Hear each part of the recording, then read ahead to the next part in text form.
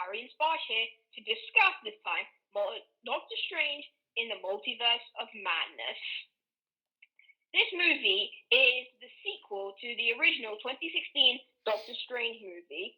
It features all the special effects and is a fantasy slash sci-fi slash action adventure film involving Benedict Cumberbatch and other Elizabeth Olsen, Benedict Wong, and some very other famous actors. Oh, okay. I'll continue. Okay, so let's dive right straight into it. The reviews said that this movie was not one of the best in Phase 4.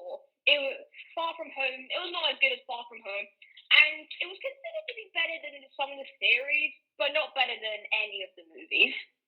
So over to Harry to explain the plot.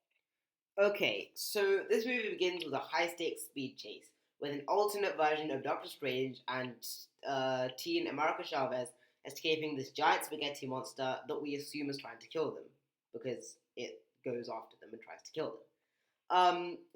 So after which they realize they can't possibly win against the monster, and the variant Doctor Strange tries to take America's power to try and stop the monster from getting it, but he dies in the process and sends America to our universe, as well as his dead corpse. This is when our Doctor Strange, after dreaming this, wakes up and goes to his not wife, his former girlfriend Christine's new wedding. Then we get a commentary on how Doctor Strange can't sustain any relationships because he always has to be the one holding the knife or controlling the situation. Then, to interrupt this dastardly comment on Doctor Strange's mental state, we are introduced to a spaghetti monster. Not a spaghetti monster, a one-eyed octopus that is trying to kill America. Doctor Strange takes it upon his moral self to try and stop the monster from killing people, as any person should. So, he does so, and in the process, discovers America Chavez and remembers her from his dream. Then he gets knocked out, and in enters Wong to try and help the situation. With both of their help, they eventually manage to take down the monster and take America to Kamar-Taj for her protection. To find out more about this mysterious monster and what caused it, Doctor Strange goes to the closest person he knows who knows about witchcraft, Wanda Maximoff.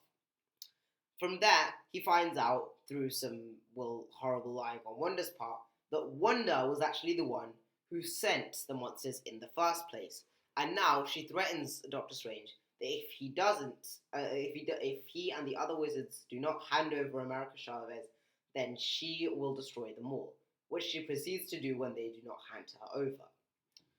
After this, there is a confrontation between Wanda, Wong, and Strange, where Strange and America are sent to a mysterious other dimension, while Wanda is left with Wong in the normal dimension, and she obviously needs to get to America.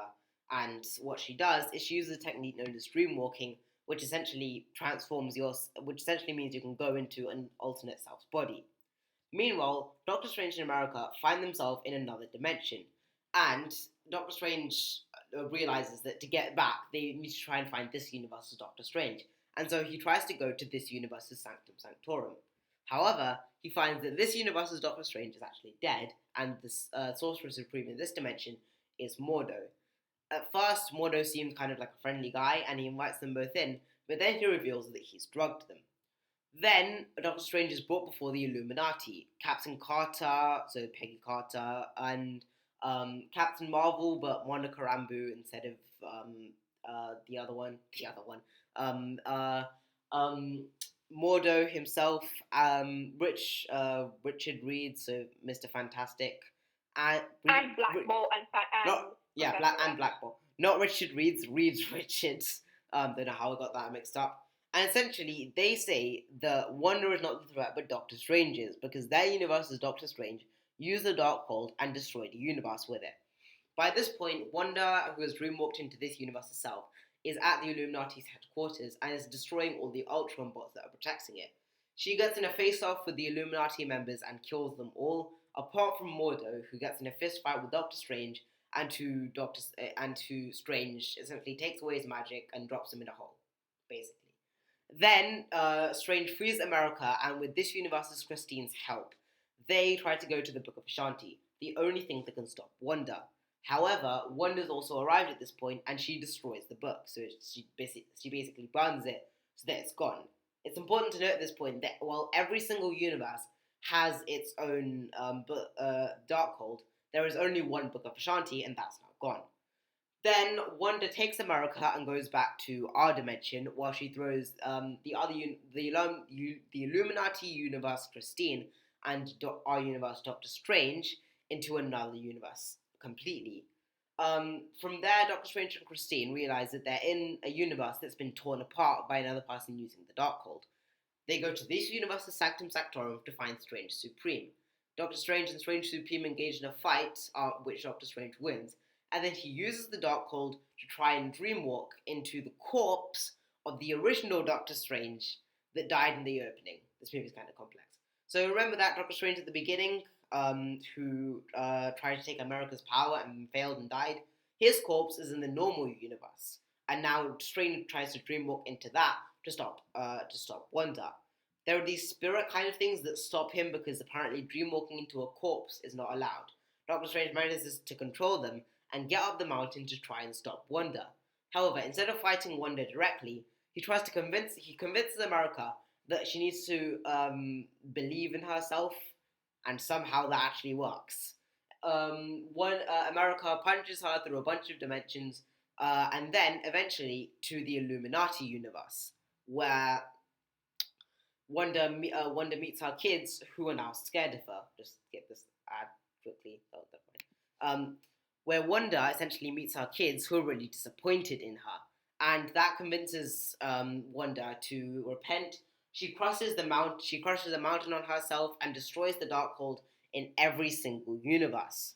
Then everything is basically fine again. America. Harry, can you skip the ad? Oh right, yeah, working on it. Why is this? Oh, there we go. Sorry about that. Now, America is in training to become a sorcerer. The threat is gone, and everyone is happy again. And in the very last few minutes of the movie, Doctor Strange grows a third eye from using the Darkhold. So that's basically how. And he also meets Clea. Yeah. And they basically fix some more madness in the multiverse from Doctor Strange's actions. So yeah, that's essentially how the movie goes. I'll hand it over to Sparsh to do our review of it, our analysis of it, if you will. Thank you, Harry. Lots of people complained about the script, and also, I didn't even realize that the script was horrible, and I don't realize a lot of things about movies. The script was really bad, especially on Wanda and some other actors. And who else? What else was there? I mean, there was a fun take on the horror thing, but I don't think it fitted well into Marvel. Sam Raimi has directed some horror movies before, but this didn't seem like the perfect opportunity for it. It didn't seem like the right movie or for a horror genre. And this was said to be, I think, it was said to be worse than the original Doctor Strange movie. But there were some amazing special effects that were used, just like the original one. And I thought it wasn't the best in Phase 4. Far From Home takes that place. It was definitely probably the worst movie in Phase 4, altogether, generally just saying. So I would say that pretty much wraps up everything. If you have your own opinion on it, feel free to comment down below. And thanks. Make sure to like and subscribe. And thank you for visiting Hash Talks.